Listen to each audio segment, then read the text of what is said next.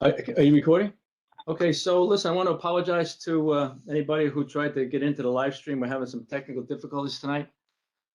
So I think what we're going to do is move ahead with the workshop since there's no public participation anyway. And this will be up on the town's Facebook and website tomorrow. We'll put it up. So tonight is our March 2021 workshop meeting. We have with us tonight the town board, Andrew Riegelbaum, Steve Moreau, Stephen Bedetti, Sylvia Santiago. We have the town clerk who's with us, and the receiver of taxes, Susan Scheibel, and Kelly Lego, the town clerk.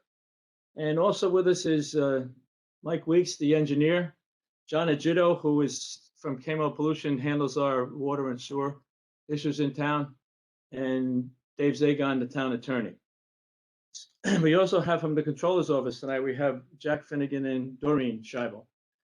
And the reason I asked them to be here was regarding item number 1, which is we're going to call a public hearing to be held in April regarding upgrade and expansion of the sewer treatment plant, which is down on Caesars Lane. And it's built in 1975. And the town's been kicking the can down the road for many years about an upgrade.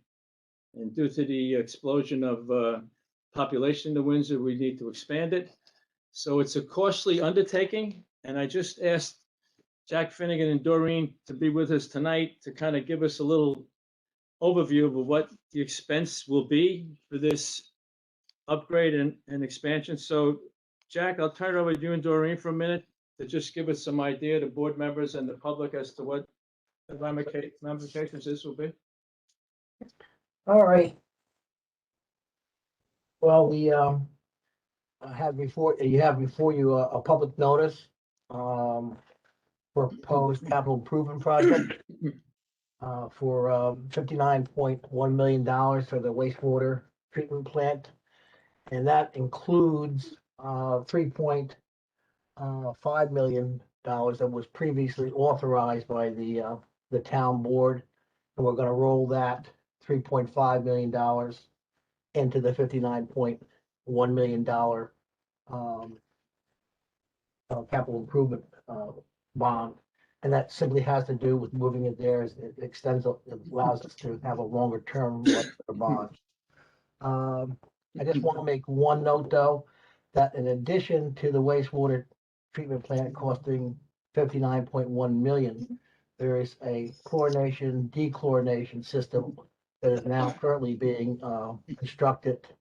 It goes along with the WWTP, and that's an additional, additional $3 million for that. So even though the WWTP is $59.1 million, there's a companion project that's previously been authorized for $3 million for the dechlor plant. The impact, because it's obviously a large amount of money, to the typical household is going to be an additional 100, and for the wastewater treatment plant portion only, an additional 100, when all is said and done, when all the bonds are issued, the plant's done, what's the final outcome? It's going to be an additional $143, the wastewater treatment plant, and an additional $7 to take care of the dechlor system. So the typical household there, and that's their 10 points, that's the household, is they're going to see about an additional $150 of sewer debt service on their property tax bill every year. And obviously it's a significant amount, but right now they pay for debt service about $1.50. $1.35 per year for the typical household. So when all is said and done, it's going to go up by about $150 just for the debt service. In addition to that, there's always the additional sewer O&M, just like for the general fund, the highway. The sewer O&M is $184 a year. $168 a year. $168 a year. So the impact is you got basically a $62 million plant, and it's going to cost the typical household about $150 to $151 more per year to finance the plant. That's in a nutshell. That's what the cost is. Okay, Now, that would be for 30 years, right, Jack? Well, right now, it'll be, well, two things. For the wastewater treatment plant, we have a 30-year bond on that. Right now, because we did the chlor dechlor a little earlier, we have a 20-year life on it. What we can do is simply change that life to another town board of authorization later on and make that, change the term to a 30 The year. So PPU from 20 to 30 years, that's just the periodic useful life of it. period of probable usefulness. So we can take care of that. But why bother, don't worry about that now. That's just technical. We'll take care of that. We need to go to the board, then we go to the board. And also you had mentioned a little bit earlier on this year, we have a 30-year life on it, and that's good. You were wondering whether or not we could extend it, and we can make it a longer life, but we really haven't analyzed that. We could go up to 40 years by the time we would do that, we could only go up to about maybe 37 years because we got to pay part of it off. So right now it's a 30-year bond. We'd make some scenarios, see what if we made it a 35-year, would it make much of a difference? Not much. But anyway, we got a 30-year and a 20-year. Don't worry about the 20-year. We'll make it a 30-year. So it'll be for 30 years. Then we'll just have to determine how we want to finance. I don't think we're going to issue one bond for 60 million. We're going to see how that cash flow is going to go, and then we'll issue a bond, and then probably a final bond. But we'll want to talk to some people. Because it is 30 years. It's a lot of money, and we have no idea in what the interest rates are going to be in another 1 or 2 years. So we'll ask some of the outside experts, what do they think? Okay, so there's 24 sewer districts in town. Not everybody is in a sewer district, so this would only affect those folks who are in a sewer district. And I think the number of users is around 6,000. So they would all be notified through the mail at some point in time. I think it's worth noting that we are under the gun from the Department of Environmental Conservation. They have been chasing us around for probably a number of years now to get something done here. And they've finally kind of reached the end of the rope. So I'm not too sure what other options there are. But to do this, I mean, from 1975, you can imagine what the shape of the plant is in. So this is just some information for everyone. And we'll call for public hearing. We'll have the public hearing in April. And then I would hope and suspect that some people may chime in. And then the town board can make a decision as to what direction they want to go. But I would just say that we are really under the gun from DEC. Mike, you want to say something about that, Mike Weeks? Anything? Sure. I can say as little or as much as you want. I put together a little timeline of kind of, what prompted this evaluation and when we started it and how we got to where we are today. I can go through that if you'd like, or I can just answer some questions. Well, let's ask any board members want to ask something, or they'd rather just kind of take a look at it and then come back with the public hearings. Up to them. Yeah, I just got a question, George. Is there an actual breakdown what it's going to cost each district for the 59 million? Because I'd imagine each district not the same, correct? Right, Susan has that, and I thought There is a breakdown. I'm going to say last November, the town board approved a map plan and report that our office prepared. And what that map plan and report does is it identifies the improvements and what the cost of those improvements are going to be. And included in that map plan and report are all of the calculations that Jack and Doreen did that shows each sewer district what their current costs are and what the additional cost will be based on this bond amount. So that's all part of that document. But the costs generally, maybe they're off by a little bit. Jack and Doreen can interrupt me here if I'm wrong, but generally speaking, the costs are going to be the same for everybody, because these are and basically end of pipe, if you will. This is the wastewater treatment plant. It affects everybody the same. It's not like we're doing improvements in a single sewer district where, you know, it might affect one district and not the other. So this kind of affects everybody equally. All right, so the letter, I'm assuming going out to the people it's gonna be a $150 increase for everybody the same. However, each sewer district's gonna be contributing different amounts, I assume, right? To the 59 million?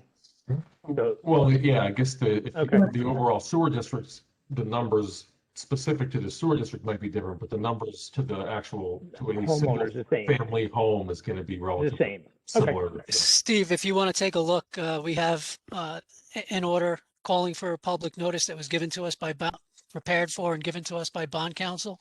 It's attached to the motion. I can get you a copy if you want. That Okay. breaks That's down fine. the amounts also- per district, but All right, that's fine. Thank And you. any of the board members that would like a copy of the map plan report that was approved last year, I'm happy to distribute those if you'd like them. Whether you want a hard copy in your mailbox or an email, whichever you'd prefer. Mike, you want to speak a little bit about DEC, what they've been requiring us to do? Sure, so I'll try to make this brief. Thank you. So back in August of 2017, the town received a new draft speedies permit. So the speedies permit is essentially what allows the wastewater discharge of Caesar's Lane. And that specifies what those effluent parameters of the discharge need to meet from an environmental standpoint. So that was received in 2017. There were new permit items in that permit that required us to evaluate if the existing treatment plant would be able to meet those new permit limits. So there was ammonia, which went from a monitoring permit requirement to now an actual having an increased limit.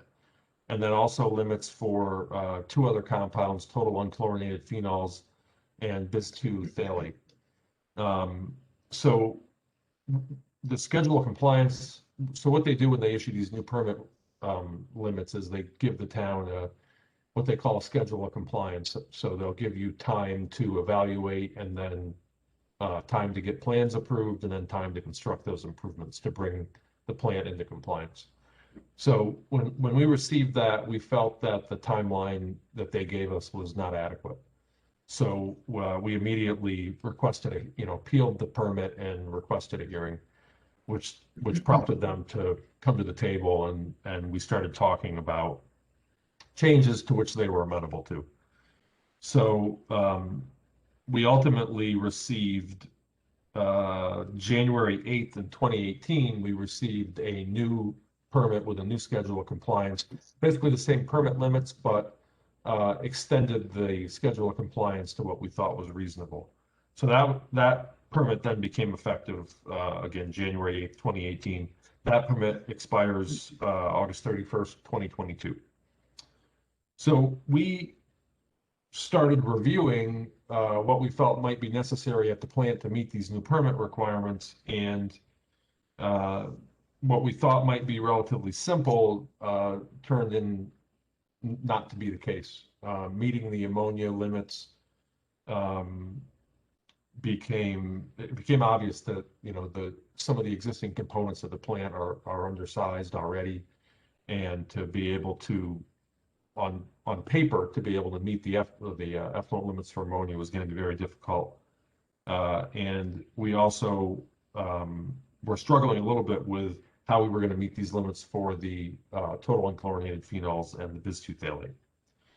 So that resulted in, some of you may recall, that resulted in a kind of a schematic plan and a schematic cost estimate that we prepared for what was going to be involved in meeting those requirements, as well as an expansion of the plant to 7 MGD. That was about a $44 million price tag.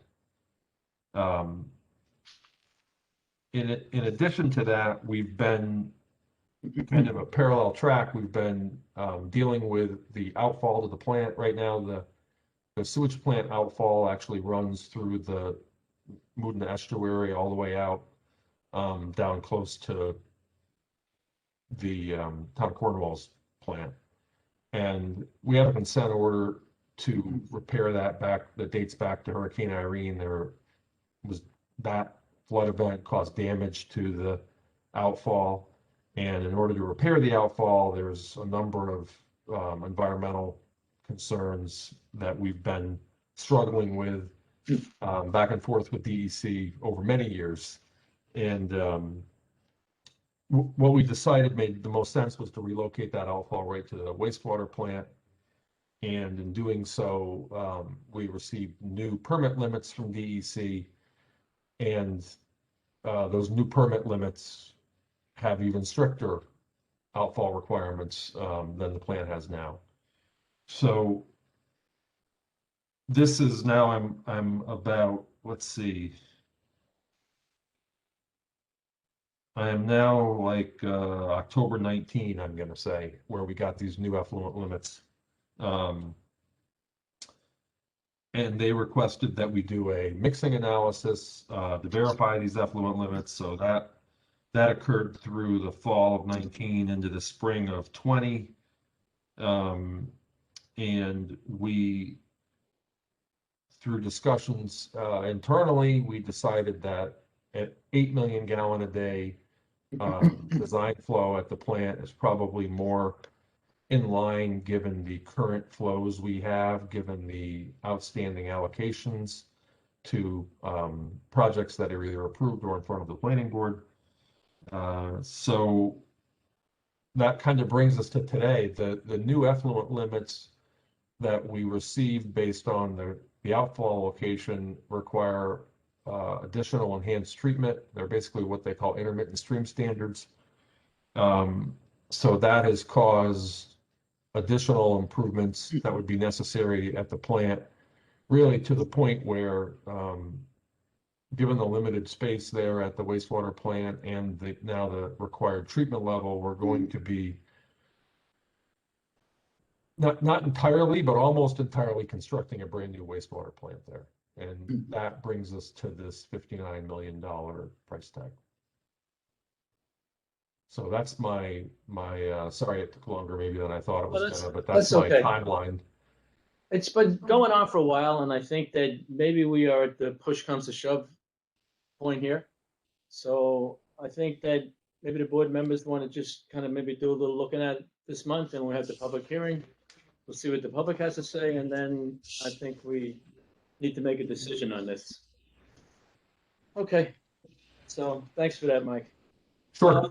The next item on the agenda is, maybe back in November or December last year, Steve Bedetti gave me a name of a guy who contacted him and wanted to buy some water from the town, guy by the name of Spindler. And then I began to have conversations with Mr. Spindler over the 3 or 4 month period. We're talking about where he wanted to buy water from the town. And then had different options. He was going to go to the Kroll well, he was going to go to Butterhill well, and now he's kind of renting a piece of property on Route 94. That may be where he wants to take the water from, but there's an issue. He needs to get an easement in order to run the pipe out. John Agito has spent some time with him, and just letting you know that this is kicking around, but the ball is now in his court. He's going to have to get, not him, it'll be the landlord, going to have to get some kind of easement across somebody's property to reach one of our water mains. So I don't know where this is going. He was buying water from Washingtonville, and they jacked the price up too high for him, and he approached us, and in 3 months we still haven't resolved this. But I don't know if I ever mentioned it to you, but that's kicking around. We've had a lot of issues in the Butterhill wells. I have a lot of damage down there that occurred in a very short period of time. That they're not very old, the wells and the pumps, and there's just been a lot of damage. And I've kind of sent some things around. If you read them, you read them. But I just wanted John Agito, who's with us tonight, to just give us a little overview of what's been going on down with those 3 wells down at Forge Hill Road. John? Okay. There are 3 production wells that feed water to the main treatment plant. Production well number 1 is currently offline, and that well pump had failed several months back.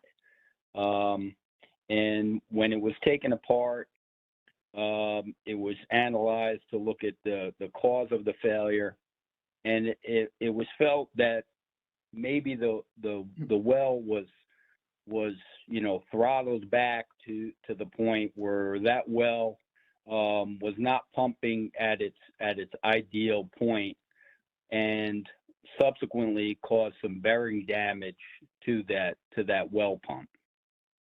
The well pump was pulled, it was evaluated, and it was determined that the best course of action going forward was to install a different style pump that could produce roughly the same amount as the original pump was designed to produce. And that was approved.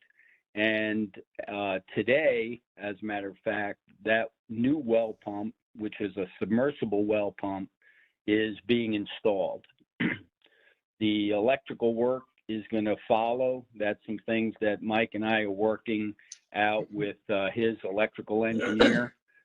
Because it's a different style pump, it doesn't exactly plug in the same way that the original pump was hooked up. So there are some modifications that have to be made to that. So, but within the next several weeks, that well pump should be back up and running and producing somewhere in the neighborhood of that 1,000 gallons per minute. Production well number 2 was originally rated to produce 1,684 gallons per minute. From the very start, it was felt that was kind of optimistic, that well pump really was only producing about 1,300 to 1,400 gallons per minute at the most. That well pump was changed. It was replaced with a smaller column shaft several months back, and the pump was and the well column was cleaned. And following that, a pump test was done by Frank Getchell from WSP to determine if he could give a reason for the reduced output of the pump.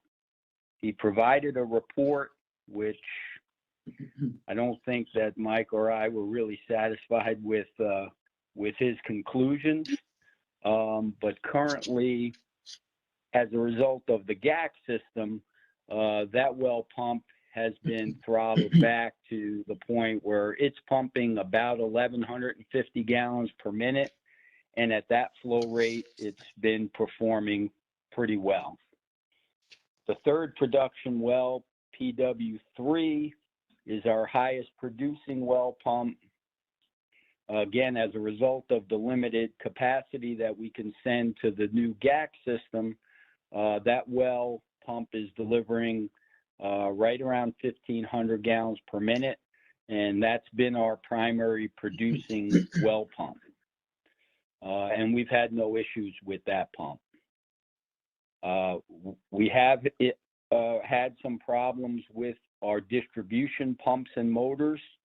There are 4 distribution pumps and motors, and the distribution pump is what pumps the water from the Butter Hill plant all the way up the hill, all the way to the new tank at the Riley Road filter plant.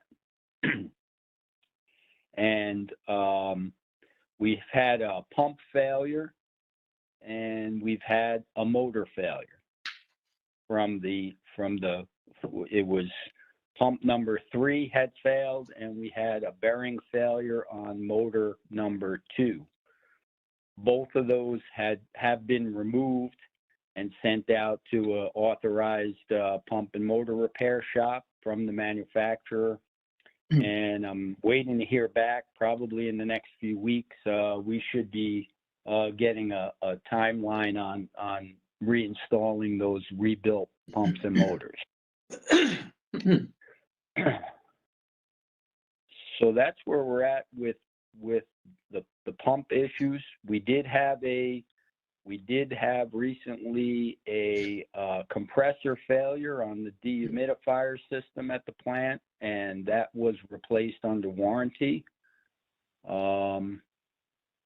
And at this point, the distribution pumps are really the main outstanding issue as far as the plant goes.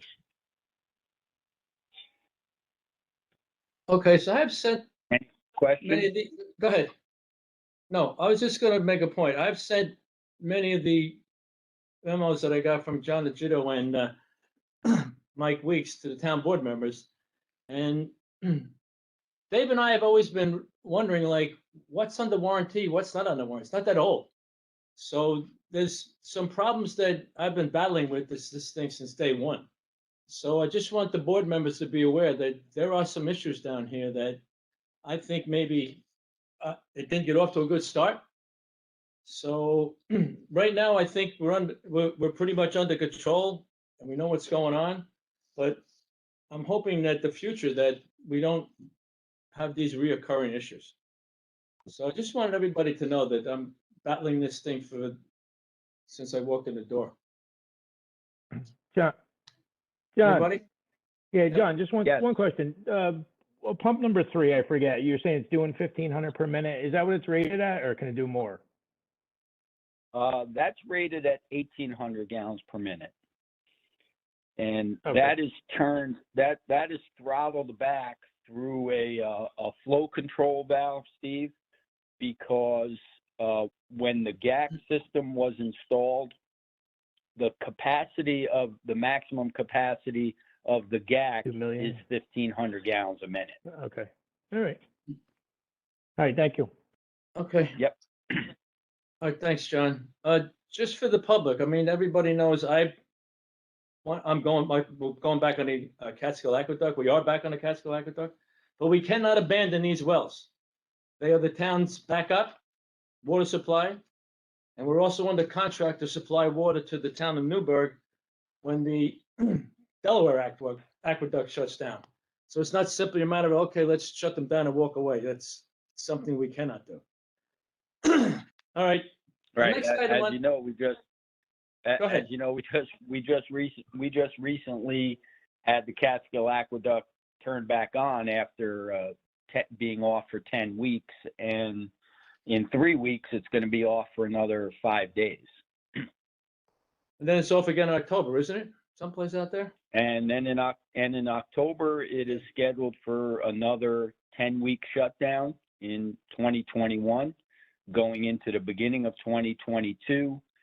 And then at that point, the following October, which would be October of 2022, would be the schedule for the Delaware Aqueduct shutdown, which could be upwards of 6 months or so. And that is the point where the town of New Windsor will be relied upon by the town of Newburgh to supply water while the Delaware Aqueduct is offline.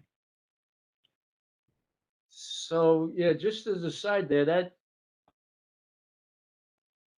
plant on Fort Hill Road, it's about $32 million. We got $12 million from the city of New York. To get that, we had to commit to supply the water town, but we bonded 20 million for that.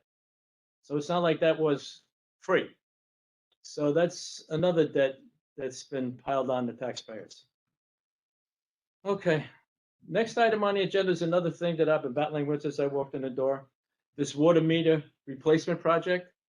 And we have whittled it down now to where we're probably getting to, there's a select group that doesn't want the meters for a myriad of reasons. Some thinks that it will affect their health. Some don't think they could put it on a house or in their house for aesthetics. And there's some many other reasons. But now we're at the point where what action will the town take against those residents who don't want the meter? So maybe Dave, you want to make a little presentation here? Sure. So, we anticipated that there would be, some pushback from some of the residents. And in order to deal with that, a couple of months back, perhaps you'll recall, we amended the town code, the water section of the town code, to try and deal with those people, convince them, if you will, to allow us to replace their water meters with the smart water meters that are currently being installed throughout town. I believe, Mike, you can correct me if I'm wrong, but I think at somewhere around 80% or so of the residents have agreed to and have actually had their meters replaced at this point. We got about 20% to go. I'm not sure what portion of that are just folks that are refusing to do so, as opposed to some issues that might be able to get resolved in terms of just difficulty in accessing the water meters and things of that nature. But for those people who ultimately are going to refuse, we, as I said, amended the town code to allow for a surcharge to be imposed on their bills. The surcharge is up to double the amount of their water bill, and it's to be set, or the amount ultimately is to be set by resolution by the town board. So given that we're coming up on the time where I'd like to send a letter to these people advising them of exactly what the penalties will be, I need the town board to think about and discuss exactly what type of penalty it is that they'd like to impose, whether or not you want to impose a fee or surcharge that will be actually twice the amount of their bills, or you want to impose some sort of set dollar fee or percent of the bill, something along those lines. But ultimately, when you reach a decision, we'll draft a resolution. We'll take the resolution up, pass the resolution, and I will then send a letter to the town residents who are refusing or haven't done so yet in terms of the replacement, to let them know, like I said, exactly what it is that they face. And hopefully that'll get at least the majority to allow us to come in and replace them. There are probably going to be still those that don't do so, but we'll then have the authority to go ahead and fine them whatever the amount the resolution calls for. Okay, thanks. Dave, just for the town board's info, Dave's numbers percentages were pretty accurate. I'll just give you a quick rundown of the numbers. So the contract called for roughly 5,500 meters to be installed, replaced. To date, we've installed approximately 4,500 of those meters, which leaves about 1,000 meters left. Of those 1,000, we have 230 or so that are on what we have called an incomplete list. And that means the tech went to the house, attempted to install the meter, and for some reason couldn't. Either it was leaky plumbing, the meter was inaccessible, they couldn't find the meter. So, there's 230 of those. So there was a willing, at least initially, there was a willing resident made the appointment, and then we encountered a problem. Some of those are on the town to resolve. Some of those are still on the contractor to resolve. And then we have 717 that have not been installed at all. Of those 717, we have about 73 that we do not have good information for, meaning the addresses that our contractor has sent notices to have been returned. I believe the last round of those were actually hand delivered. So hopefully they've received them. And then there's about 644 that have presumably received the notice. It hasn't been returned to the town, and they've received 3 of those notices, and have just made no effort to return a phone call or go online to set up the appointment. So, Mike, of these 1,000, do you have a breakdown of houses, businesses, and so on, or no? oh, sure. Probably Sue or certainly the contractor has the list of who those 1,000 people are, or at least the addresses of those 1,000. Sure. Okay, listen, I would say for me, I would think doubling the bill. It doesn't matter where the addresses are. They're not compliant. They need to comply. So I've had many conversations with Susan about how do we get them to comply? We've sent them letters. We've done, I think, everything that we can possibly do. So I'm saying that for me, if push comes to shove, then we have to say something as drastic as, if you're not going to do it, then we're going to double your bill. And it just escapes me. Susan, what other options are there? Did we talk about anything else? I just don't remember. No, I think that would probably be the best option, because it's the fair option to all the people that have cooperated with us. And, granted, a bunch of them are getting higher bills, but it's because we had the majority of the town's meters were absolutely failing. The bulk of the meters in the town were 30+ years old as 70 years. So they were reading a very, very small percentage of the water that was going through them. A lot of those people conformed, and, they're paying their share now. And now it's down to these that just are completely, they're just ignoring us at this point. If they conform, if they get this double, and then they just say, okay, they bow down, they conform, well, there's no reason that we couldn't reverse that double charge out and put them back to a normal charge, as long as they join in with the program. Yeah, okay, To good point. Sue's point, the statute actually does allow for the town supervisor to waive the surcharge for good cause shown, so. I was going to say, Susan and sometimes will bring something to me and we'll discuss it, and it looks like there should be some waiving of something. So it's not that we never do that, but I think the point that she made is very good. You got, 4,500 people playing, and the other 1,000 like, no, we're not going to play. Everybody's play. Exactly. So George, think, yeah, go ahead. So if you don't pay your water bill, doesn't it automatically go to your tax bill? It does. And what's the timing on that? Because even if you have someone that doesn't want to pay, eventually it's just going to roll to their tax bill anyway, right? And Susan, she can explain it better than me. Mid-October, whatever balance is sitting on a water account is wiped out and added to their very next property tax bill every year. Yeah. So listen, that's I guess maybe that's an option, but then it's not helping us get the meter in place either. So listen, obviously what I'm saying is I think doubling the bill is a good idea.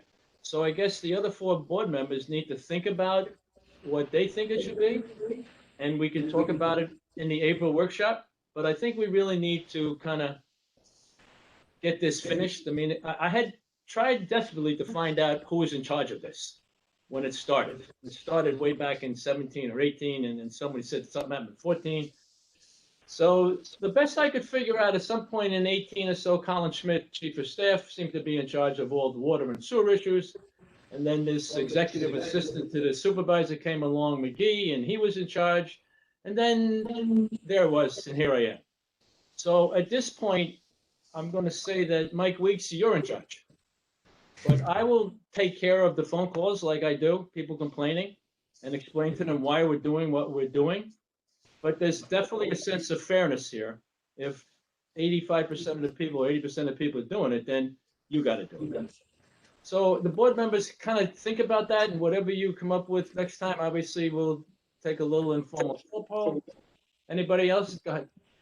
Just a quick point. I know, because as a real estate broker, I go into houses and set up the change outs when there's a closing. It's a great way that the town has put, you don't get your final water and sewer for a closing unless you schedule the switch out, which is great because it stops closing. So anybody selling is more than forced to change it. But I can tell you, I've seen the meters, and I know there's a lot of historical evidence showing that there's a ton of, I don't know a ton, but the old meters are made with lead. So there's a part of this where, you know, it's a public safety thing, you know, where you're taking something that's basically putting lead into the water and removing it. So maybe they'd want to hear that and get a little more prone to want to change it out. Sue, I got a question for you. Yes. Of the 1,000, I know we sent out a bunch of letters, and some people are not, and I'm sure George has fielded some phone calls, but have we actually talked to every one of these customers that are just refusing through letters through VEPO? That is Beppo. I guess Mike would know better on this. Beppo I mean, sent there's, 3 letters, and they've done knocking on doors and phone calls.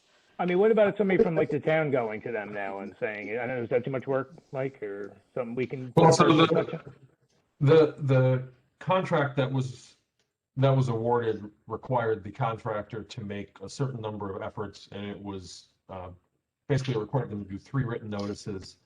And obviously it's in the contractor's best interest to get these things assigned, because then, that's how they make their money, by doing the install. So they have a calling service, so where they have good phone numbers, they have made numerous phone calls.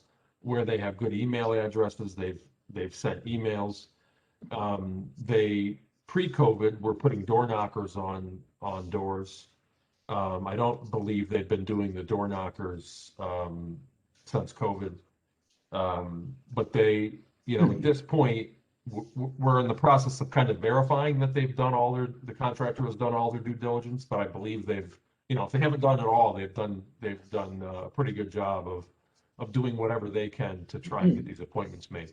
To your point, that's, that would be for the board to discuss, I guess, if you want to have town employee, we're 1,000 accounts is still a lot of accounts, right? It's not like it's 100. I get it, but I'm assuming that, I know we can put little messages on bills. I'm assuming those 1,000 people, we can put a little message on their bill for the next one saying, hey, Yeah, listen, I think that was done. doubled. I think that was done on the last bill, right? So you had a No, notice. we put COVID hours and stuff like that on December bill and this bill. And I mean, that would be a good one to run on the June bill that's coming out. We have sent a series of letters over. How many letters we sent out, Susan? 2, 3? 3. 3. So, I mean, at some point in time, Stephen, No, I have a file in my office of people who I've talked to who don't want the meters. And if you're in here, you want to take a look at it, there's some really unique reasons why they don't want the meters. I don't disagree. I figured since we're billing anyway, maybe we can just throw another touch on it. So we tried every avenue. That's all. No, it can't hurt, but I think we are probably down to the hardcore people. The only good excuse that I kind of have some sympathy is those people who don't want anybody in the house because of COVID. There's certainly some understanding on my part on that. But I just want you guys to think about it, and we'll talk about it in April and see. I think the question here is, what's the penalty for not doing it? All right, so I'll put it back on the April workshop, and we'll move on from there. Yeah, just Thanks, one quick note. I've got all the numbers broken down. I've got five incompletes that are labeled due to COVID, and I've got 19 just flat refusals. So the majority of these are not like people have said absolutely not. They've just not responded. No, and then there's the group that are just completely ignoring it. Yeah. for whatever reason, so we don't know, because they ignore us. But I have a number of calls from people giving me reasons why they can't, some with long emails. So we'll have to kind of make a decision on this. It just can't go on much longer. Okay, that being said, the next item on the agenda is this 930 Raz Avenue, which is the building that the ARC is in with the special needs kids. And when I walked in the door in January of 2020, first week, Jack Finnegan said to me, the government wants $750,000 back from us. I said, really, why? Well, I guess we were supposed to have a law enforcement building, and all of a sudden, we put an education building in there. And we were collecting $15,000 a month for X amount of years, and they wanted all that money back. So I reached out to them, called them, they came in, 2 guys from the government, we're here to help you, and we went around and around, and I just got here, I don't know what's going on, but I'm gonna do this and do that. So they agreed to waive the $750,000 at the very first meeting, which I took a deep breath on because we really would be strapped to pay them that $750, even though we took it in. Maybe with some maintenance work, and we did, we probably could have got it down to 600 and change. But in any event, for all of 2020, we collected the rent of $15,000 a month. So that was $180,000 that we took in. And then in December, they really started to hold our feet to the fire about the building. So I had asked, they had asked for some kind of contract that we would put the money, the $15,000 a month, into escrow, which Jack Finnegan has done. So we're now holding all of 2021 money in escrow. So there's some issue with, they want to sell the building. We thought maybe Simone Group may be the person to buy the building. So Dave's been going back and forth with one of these gentlemen about what the memorandum of understanding or the contract will say. And Dave, you want to just kind of just give the latest update, which I think came in today or yesterday, Friday? Sure. Basically, the last conversation we had, we got together for a phone conference with ARC and with GSA. That's the agency that oversees the properties that we obtained from the government and who determined that we were in violation of the deed restriction. So the agreement that we're working on is what's called an abrogation, whereby the town will end up selling the building to someone, whether it's Simone or someone who GSA finds through their public auction website. They are going to, if need be, if we can't come to a deal with Simone, act as our agent or broker, so to speak, advertise it on their website, sell the property. The price for the abrogation hasn't really been determined yet. We were trying to get them to agree to a $1.4 million appraisal price that had been given to us back in 2018, I believe, at some point. But ARC, on that phone conference that we had, advised they did not want to remain in the property, or they weren't looking to remain in the building. However, they needed time before they could get out, approximately a year and a half or so. So the agreement, and GSA was agreeable to this, to allow ARC to stay in. And as George was saying, we'll continue to collect the rent, put it in escrow. And ultimately, when the property is sold, sometime, I guess, in not 2021, not 2022, but the beginning of 2023, I guess. Again, whether it's to Simone or whether or not it's to somebody else, all the money in escrow will go towards the price of the building. It's going to remain in our name. We're going to actually sell the building. But the deed restriction, once the property is sold, will be lifted so that we can sell it to whoever it is that comes in to purchase it. They will not have to use it for law enforcement purposes any longer. They'll be able to use the property for whatever purpose they want. And the additional monies that are taken in for the sale of the building will go to the government. So the town won't be receiving any further revenue from the property. Except for maintenance and things, they've agreed that we do this grass cutting and snow plowing, things like that. We'll be able to deduct some of that money out of Yeah, the. right. Right. Yes, George. So they were pushing back on that a bit, but they seemingly have agreed to allow us, if need be, to use whatever proceeds that we're going to collect and put into escrow should any maintenance or repairs be required over the course of the next few years before the property is sold. To use that money rather than, taking from whether it's the general fund or some other source of town funds to pay for that. I told him, we're not looking to make any, needless repairs or maintenance. And I'll even, come to him to advise him of any repairs that need to be done and seek his consent first, to which he seemingly was on board with. Okay, thank you. So this is just another issue that was kind of taking up a lot of time when I got in here. The next item on the agenda is something that troubles me deeply. The Catskill Aqueduct tap by KJ. So there was an MOU signed a few years ago, and now we are now starting to kind of get to the point where it's going to happen. So Mike Weeks, you have been in touch with this engineering firm that's representing KJ, and you did a memo, or you wrote him a letter or a draft. You want to cover a little bit? Do you have those notes? If not, I do. I don't have the letter in front of me, but I can give a brief synopsis of Okay.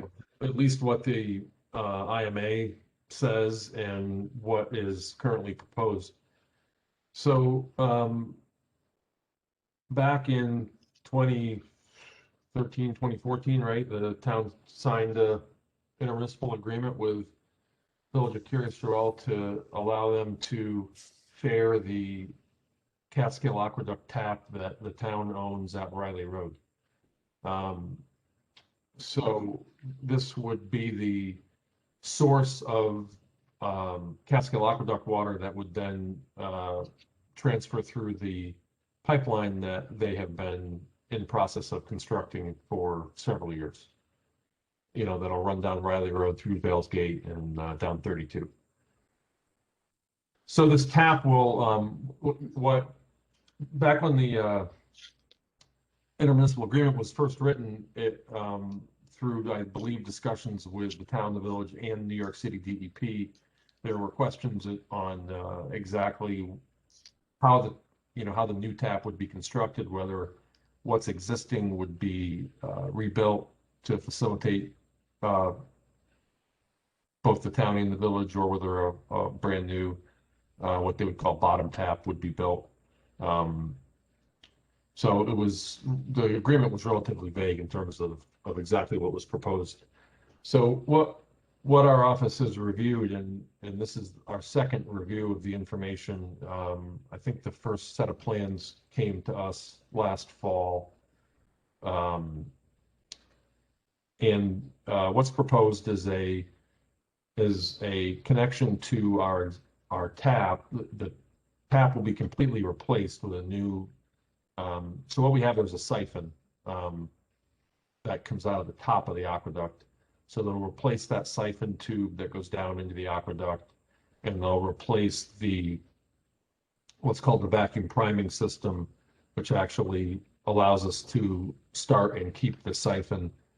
That'll be replaced with a larger system, and then that line will basically tee off. We'll have the line that goes into our Riley Road filter plant, and then they'll have a line that runs across the Riley Road property out to Riley Road and ultimately connects to their line. So that's the kind of the gist of what's proposed. We've done a couple reviews. Right now, I believe it is their hope to construct those improvements during the next Catskill Aqueduct shutdown, which would be in October of this year, October 21. We have quite a few reservations regarding the timing of that, the coordination of that, making sure that whatever, you know, their construction operations will be don't impact our ability to operate the plant. So that was a lot of the detail from our technical letter. Well, the one thing that troubled me most was the aqueduct shutdown was for 10 weeks. And these guys are talking that best case scenario, they need 12 weeks to do the tap. So we really have to get that narrowed down. And I think that was in your correspondence to these engineers, Mike. Yes. So that is something that I really, really, really am concerned about. So we George, really, go ahead. was there any further discussion with them going down to Butter Hill, selling water down there? I know we talked about it originally. Yeah, we did, but they didn't have any interest at all. That would be the simplest thing of all, but no, they had no interest. Listen, they almost got that Riley Road plant, as some of you know. So now, if that tap's gonna take, they're talking about best case 12 weeks, that's 2 weeks more than the shutdown, and then what if something goes wrong? Yeah, Steve, we had a meeting with them back, probably in the spring, George, April maybe. That was really our only communication with them over this, at least Right. recent communication. And we did discuss that with them. I think their reservation about doing that is their environmental review. You know, they did I think a full environmental impact statement for this project. That would require modification if they were to change the routing, change where they were taking the water from. That would require a new secret for them, which I think they were not interested in that kind of taking up that kind of time.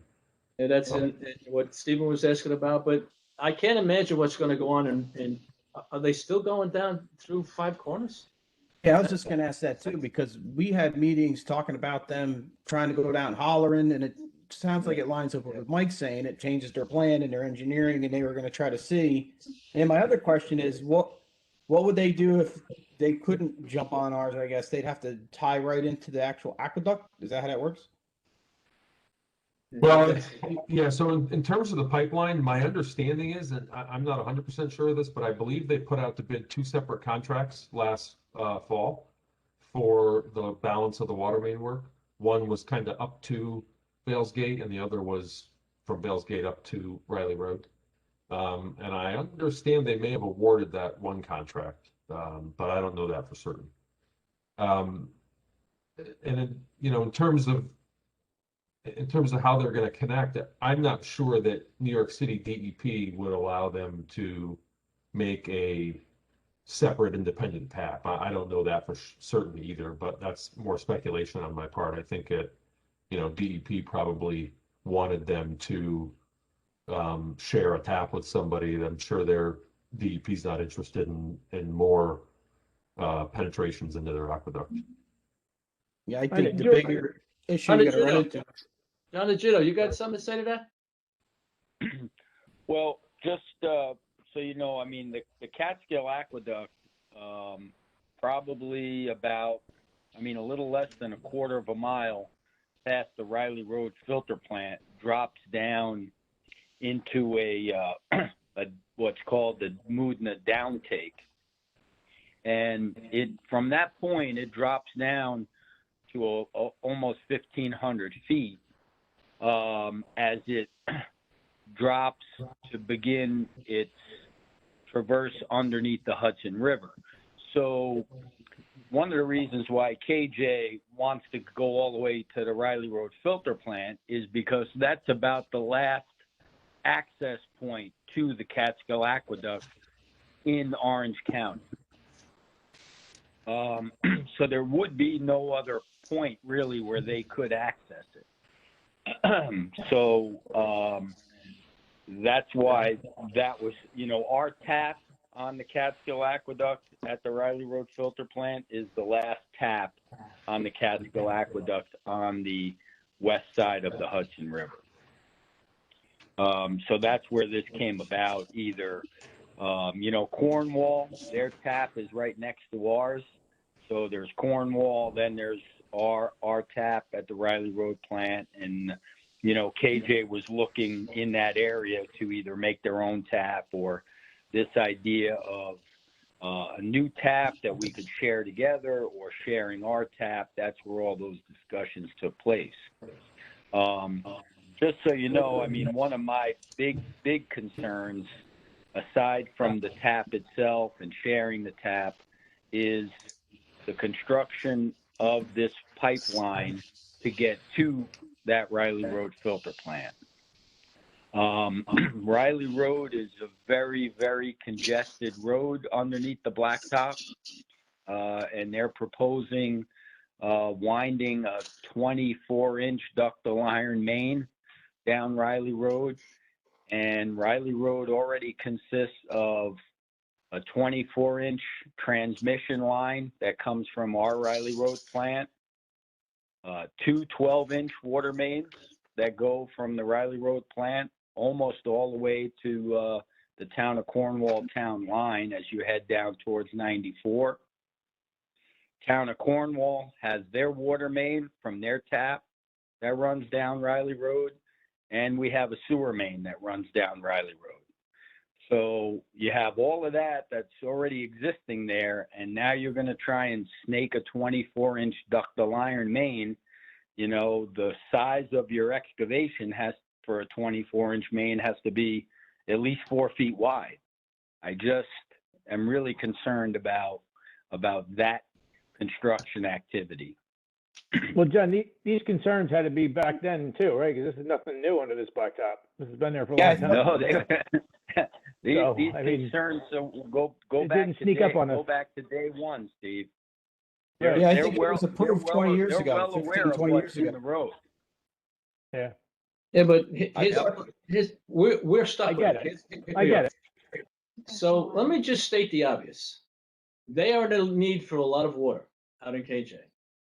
Myself and the town board is concerned with the town residents. So we really need to kind of closely watch what's going on out here. So I just wanted all of you to understand what I'm looking at day in, day out with these people. Meaning the people who want to tap in, whether it's their engineering firm or somebody else. But when I see these things about the best case scenario is going to be two weeks longer than the shutdown will be, I get very concerned. So I just wanted to put it out on the table so all the board members know exactly what we're struggling with in here with this water issue and this tap. So I appreciate Mike and John kind of catching everybody up to date on what we've been doing here for the last 14 months. Next item on the agenda is this application for solicitor's permit, and I think I sent everybody a note that we raised the fee to $2,000 for 6 months, and this Mr. Dingeling has agreed to pay $2,000. So as I said in my note to the town board members, I guess he is willing to pay the $2,000. That takes my argument away trying to protect the local businesses because they're paying taxes. So now he's going to pay $2,000. So this will be on the agenda for Wednesday. Next item on the agenda is we have a public hearing for this hazardous mitigation plan. And this boils down simply to if we don't have this plan in place and we need to get some help from FEMA, we wouldn't get any help in the way of money. So we had to spend about $19,000 to get this done. We'll have a public hearing on it, hopefully adopt a plan. And then if we do get in trouble with FEMA, we'll be able to file and get some help from the federal government. Last item on my agenda is I sent everybody a copy of the letter that we received from the Valesgate Fire Company. I think it came from, Frank Pieri. So there's a note from Jack. Did I attach the note from Jack to the board members? Anybody remember seeing this? Anyway, this is what Jack said. Surprise. Number 2, separate and district taxing authority like the town. In other words, he's saying they tax residents. Requests for grants and aid should be directed to state and federal elected officials and available programs. Number 3, serves a large portion of the town, but not all of the town. there are 2 other fire districts in town that are contributing to the town tax base. And then he starts talking about the repeater building up on Snake Hill that Prosaic uses it too. So I guess the question is, do we want to make a donation to Vales Gate Fire Company for their new firehouse that they're building there? And I guess Jack's point is that where the taxpayer money comes from other people who are not in that fire district. So why doesn't each town board member maybe send me an email, tell me what your thoughts are on this, and then we'll go from there? Okay. Okay, that's the end of that meeting, and I just want to apologize again to the public. We had some IT problems with the Facebook feed that we will correct on for the town board meeting, but this will be posted on our website and our Facebook site, and you can kind of review it. And I apologize again, so we'll take everybody off with the town board, Patrick. Thank you for coming. Those of you who came, Jack and Doreen, Mike Weeks, John Agito. Thank you. Have a good night. Yep, good night, everybody. Thank you. Bye.